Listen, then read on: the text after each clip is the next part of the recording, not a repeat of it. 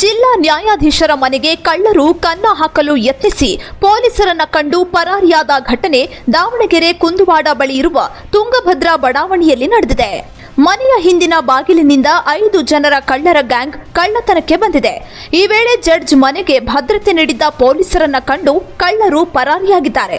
ಕಳೆದ 2 ದಿನಗಳ ಹಿಂದೆ ಈ ಘಟನೆ ನಡೆದಿದ್ದು ತಡವಾಗಿ ಬೆಳಕಿಗೆ ಬಂದಿದೆ. ಕಳ್ಳರು ಪೊಲೀಸರನ್ನು ಕಂಡು ಓಡಿ ಹೋಗುವ ದೃಶ್ಯ ಸಿಸಿಟಿವಿಯಲ್ಲಿ ಸೆರೆಯಾಗಿದೆ.